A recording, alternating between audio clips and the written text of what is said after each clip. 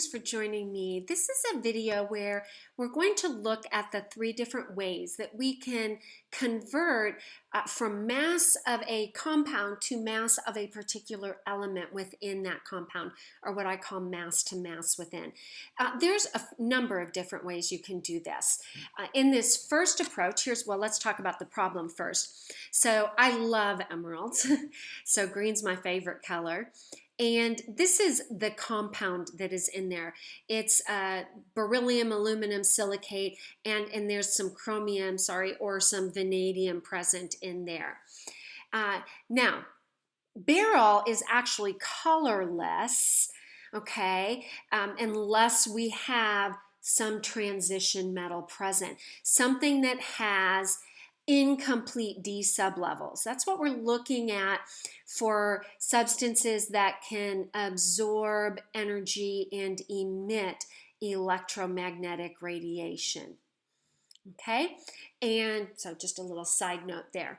So let's take a look at how we could figure out how much beryllium is present. So in this example, I have 125 grams of the beryl, that beryllium aluminum silicate compound. Okay, we can go from mass of this to moles, use molar mass. Then we can go from moles to moles using the magic mole ratio. That subscript, that 3 there, tells me there's 3 berylliums for every 1 beryl compound or formula unit. Okay, and then we can go from moles to mass using molar mass again. Okay, so that's kind of the longer way to do it.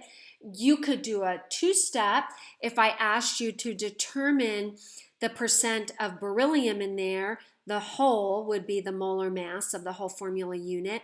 There are 3 berylliums. They each contribute 9.01. The percent composition is 5.03% beryllium. Divide that by 100, and then multiply, just like you would, if you had a shirt that was $50 that you were going to buy and it was 30% off. If it was 30% off, you would divide by 100 automatically. Most of you would do this intuitively, and you would multiply that by 0.3 to find out how much was off. Okay, now I want to look at this in a little bit shorter, what I think is a little bit shorter notation. Okay, so I'm going to use percent composition in this way. I'm going to use mass to mass within.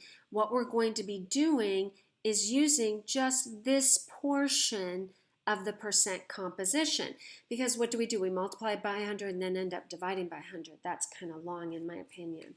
Okay, so we have 125 grams of our formula unit. I don't want to write that all out. I'm being a little lazy.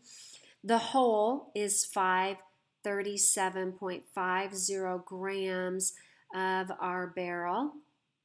Be3, I guess I'll write it out for you. Al2 SiO36. And I want grams of beryllium within. Well, when I calculate this molar mass, I would have included 3 berylliums, and they each contributed 9.01.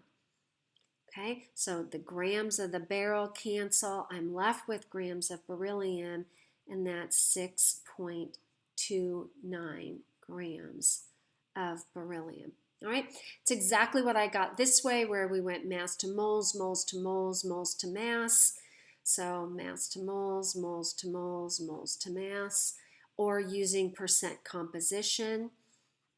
This is a streamlined way of using percent composition. So thanks for joining me. Appreciate your time.